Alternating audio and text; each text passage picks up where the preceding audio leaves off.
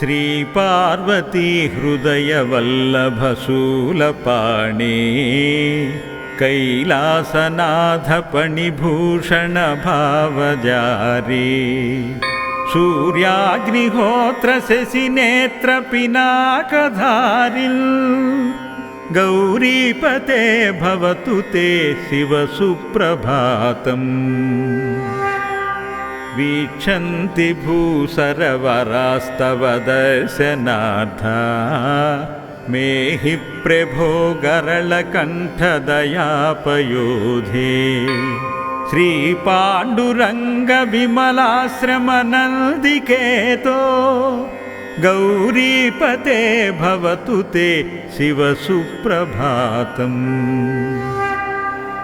काश्यां ददासि भवतारकराममन्त्रम् मोक्षय मृत्युसमयेऽखिलजीवकर्णे अस्माकमत्र तव नाम जपाद्विमुक्तिं गौरीपते भवतु ते शिव सुप्रभातम्।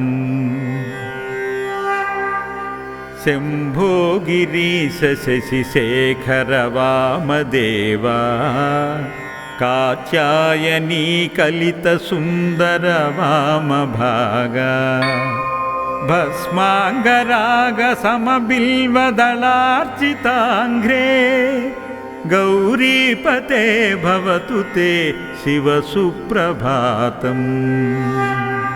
ब्राह्मी मुहूर्तमधुना भवति स्वयंभू निद्रां विहाय हर जागृहि जागृहीश वाराणसीपुरजनोद्धर विश्वनाथ गौरीपते भवतु ते शिव सुप्रभातम्। गंगाप्रवाह परिबद्ध जटाकिरीटा संगीतनाट्य सुविशारद चन्द्रचूडा दिग्भ्राग्रहस्तिमय शुभ्र सुवस्त्रधारिन् गौरीपते भवतु ते शिव सुप्रभातम्। आपन्नदीन निज भक्त जनैकबन्धु रुद्राक्षभूषधवलाङ्ग कपालधारिन् कालस्वरूप परमेश्वर कालकाल गौरीपते भवतु ते शिव सुप्रभातम्। श्री विश्वनाथ रचितं शिवबोधगीतं नित्यं प्रभात समये भुवि ये पठन्ति तेषां प्रदेहि कृपया परिपूर्ण सौख्यं गौरीपते भवतु ते शिव सुप्रभातम्। श्रीचक्रराजनिलये श्रितलोकपूज्ये श्रीमन्महात्रिपुरसुन्दरि पूतपादे मां पाहि देवि शिवसुन्दरि विष्णुमाये उत्तिष्ठ हेम्बललिते तव सुप्रभातम्। धृत्वा कराब्जयुगले परमेशि दर्वीम् अन्नं ददास्यखिलदेहभृतामनन्तम् कारुण्यपूर्ण हृदये कृपयान्नपूर्णे श्रीविश्वनाथ दयिते तव सुप्रभातम्। श्री श्री समेत सुमनोहर दिव्यमूर्ते कौमोदकी कमलशङ्ख सुचक्रबाहो वैकुण्ठवासनत पावन पादपद्मा लक्ष्मीपते भवतु ते शुभ सुप्रभातम्। धृत्वा किरीटमणिकुण्डलकौस्तुभादिन् मन्दारकुन्दतुलसीयुतरम्यहारान् सर्वत्र पर्वहृदयेषु विभासि विष्णो लक्ष्मीपते भवतु ते शुभसुप्रभातम् आगच्छ शीघ्रमिह भोगितलं विहाय नित्यार्चनाय कृपया जगदेकबन्धो आयाति भानुरखिलेश्वर याति चन्द्र लक्ष्मीपते भवतु ते शुभसुप्रभातम्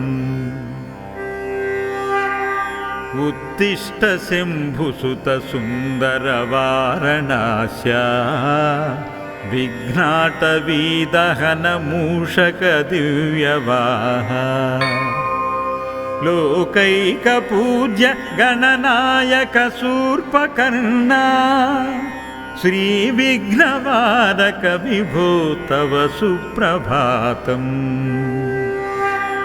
आदित्य सूर्य सवितः खगहेमरीचे भावोरवेखमणिपूष हिरण्यगर्भा हे मित्र भास्कर दिवाकर पद्ममित्रा छायापते भवतु ते शुभसुप्रभातम् दिग्वाससावपुषि मण्डितचण्डरूपा वाराणसीपुरपशङ्करमार्गचारिन् भास्वच्छवाह शुभदायक दण्डपाणे श्रीकालभैरव विभो तव सुप्रभातम् दक्ष प्रजापतिकृताध्वरनाशनार्थम् रुद्रप्रकल्पितमहाद्भुतदिव्यमूर्ते कैलासवास शिवरूप जटाकलापा हे वीरभद्र भवतात् तव सुप्रभातम् हे वीरभद्र भवतात् तव सुप्रभातम्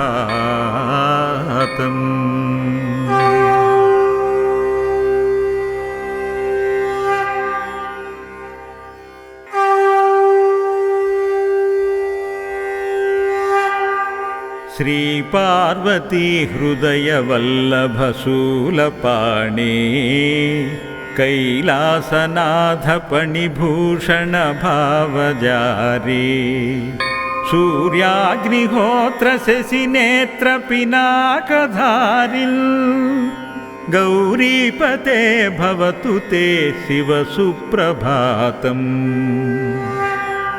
वीक्षन्ति भूसरवरास्तव दर्शनार्था मेहि प्रभो गरलकण्ठदयापयोधे श्रीपाण्डुरङ्ग विमलाश्रमनन्दिकेतो गौरीपते भवतु ते शिव सुप्रभातम्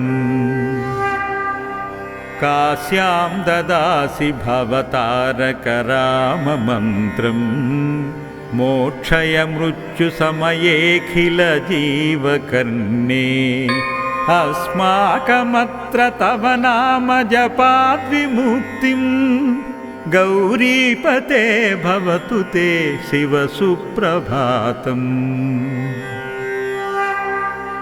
शम्भो गिरीश शशिशेखर वामदेवा कात्यायनी कलितसुन्दर वामभागा भस्माङ्गरागसमबिल्वदलार्चिताङ्घ्रे गौरीपते भवतु ते शिव सुप्रभातम् ब्राह्मी मुहूर्तमधुना भवति स्वयंभू निद्रां विहाय हर जागृहि जागृहीश वाराणसीपुरजनोद्धर विश्वनाथ गौरीपते भवतु ते शिव सुप्रभातम्। गंगाप्रवाह परिबद्ध जटाकिरीटा संगीतनाट्य सुविशारद चंद्रचूड़ा दिग्भ्राग्रहस्तिमय शुभ्र सुवस्त्रधारिन् गौरीपते भवतु ते शिव सुप्रभातम्। आपन्नदीन निज भक्त जनैक बंधु रुद्राक्षभूषधवलांग कपालधारिम् कालस्वरूप परमेश्वर काल गौरीपते भवतु ते शिव सुप्रभातम्।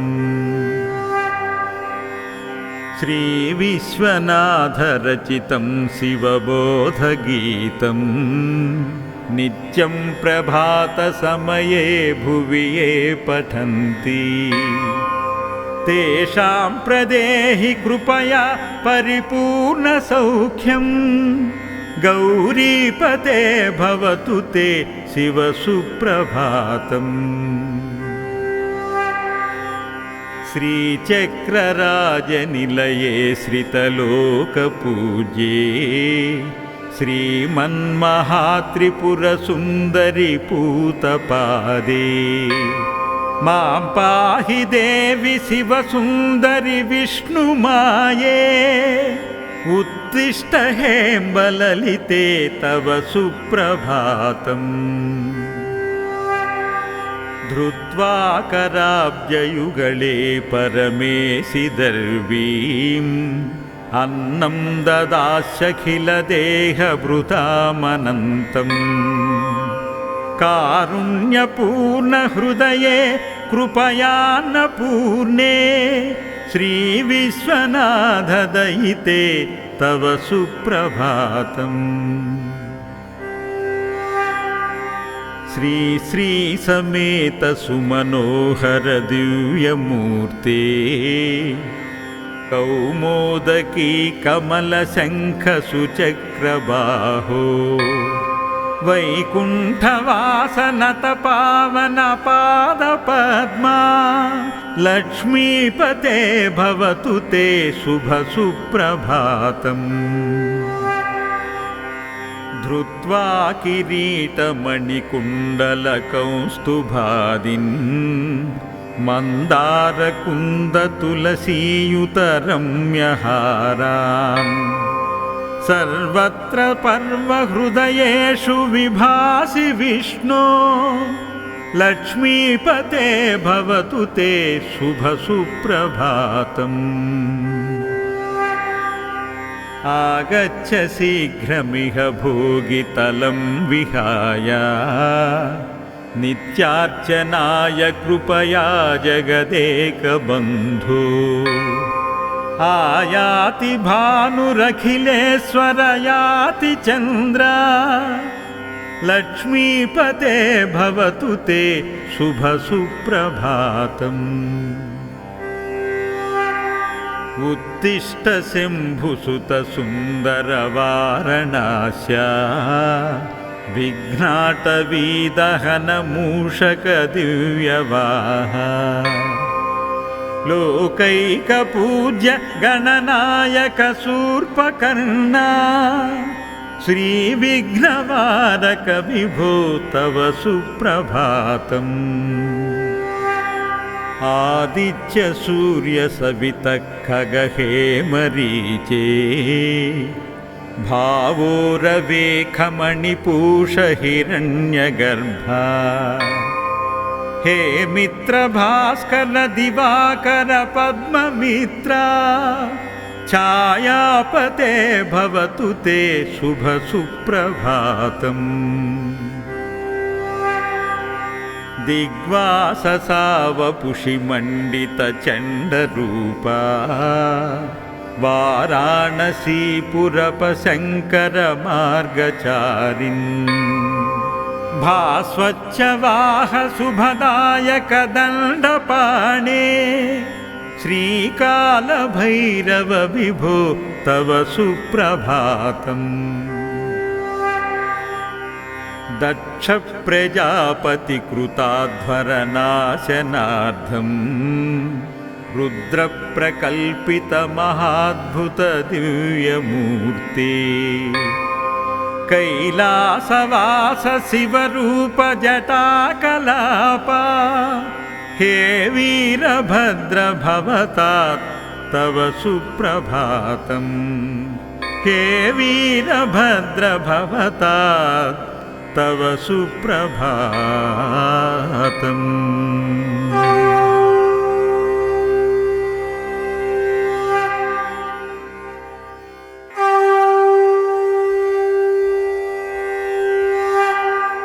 श्री पार्वती हृदय वल्लभ शूलपाणे कैलासनाथ फणिभूषण भावजारी सूर्याग्निहोत्र शशिनेत्र पिनाकधारिन् गौरीपते भवतु ते शिव सुप्रभातम्।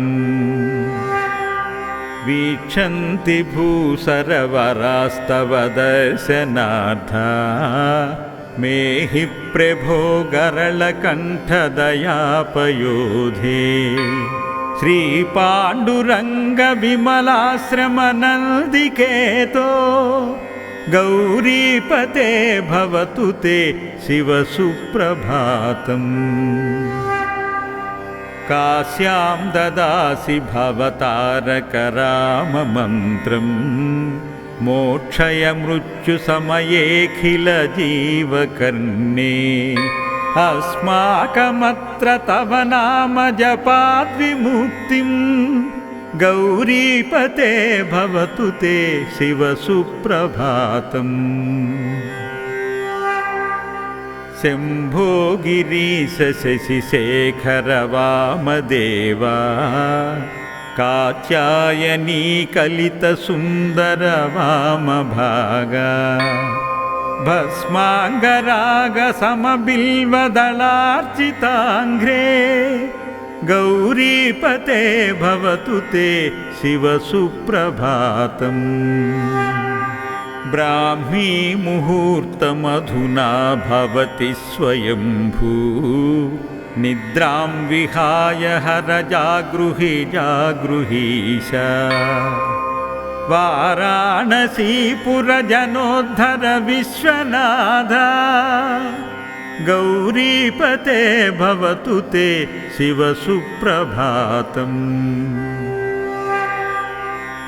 गंगा प्रवाह परिबद्ध जटा किरीटा संगीत नाट्य सुविशारद चंद्रचूड़ा दिग्भ्राग्रहस्तिमय शुभ्र सुवस्त्रधारिन् गौरीपते भवतु ते शिव सुप्रभातम्। आपन्न दीन निज भक्त जनैक बंधु रुद्राक्षभूषधवलांग कपालधारिम् कालस्वरूप परमेश्वर कालकाला गौरीपते भवतु ते शिव सुप्रभातम्। श्री विश्वनाथ रचितं शिवबोधगीतं नित्यं प्रभात समये भुवि ये पठन्ति तेषां प्रदेहि कृपया परिपूर्ण सौख्यं गौरीपते भवतु ते शिव सुप्रभातम्। श्रीचक्रराजनिलये श्रितलोकपूज्ये श्रीमन्महात्रिपुरसुन्दरि पूतपादे मां पाहि देवि शिवसुन्दरि विष्णुमाये उत्तिष्ठ हेम्बललिते तव सुप्रभातम्। धृत्वा कराब्जयुगले परमेशिदर्वीम् अन्नं ददास्यखिलदेहभृतामनन्तम् कारुण्यपूर्णहृदये कृपयान्नपूर्णे श्रीविश्वनाथदयिते तव सुप्रभातम्। श्री श्री समेत सुमनोहर दिव्यमूर्ते कौमोदकी कमलशङ्ख सुचक्रबाहो वैकुण्ठवासनत पावन पादपद्मा लक्ष्मीपते भवतु ते शुभ सुप्रभातम्। धृत्वा किरीटमणिकुण्डलकौस्तुभादिन् मन्दारकुन्दतुलसीयुतरम्यहारान् सर्वत्र पर्वहृदयेषु विभासि विष्णो लक्ष्मीपते भवतु ते शुभ सुप्रभातम्। आगच्छ शीघ्रमिह भोगितलं विहाय नित्यार्चनाय कृपया जगदेकबन्धो आयाति भानुरखिलेश्वर याति चन्द्र लक्ष्मीपते भवतु ते शुभ सुप्रभातम्। उत्तिष्ठ शम्भुसुत सुन्दर वारणास्या विघ्नाटवीदहन मूषक दिव्यवाहा लोकैकपूज्य गणनायक शूर्पकर्णा श्रीविघ्नवारक विभो तव सुप्रभातम्। आदित्य सूर्य सवितः खगहेमरीचे भावो रवेखमणिपूष हिरण्यगर्भा हे मित्र भास्कर दिवाकर पद्ममित्रा छायापते भवतु ते शुभ सुप्रभातम्।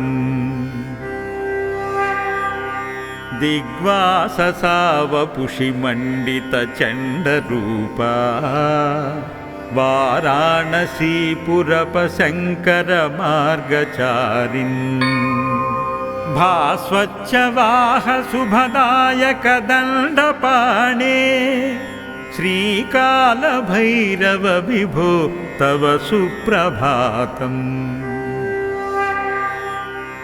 दक्ष प्रजापतिकृताध्वरनाशनार्थं रुद्रप्रकल्पितमहाद्भुत दिव्यमूर्ते कैलासवास शिवरूप जटाकलापा हे वीरभद्र भवतात् तव सुप्रभातम्।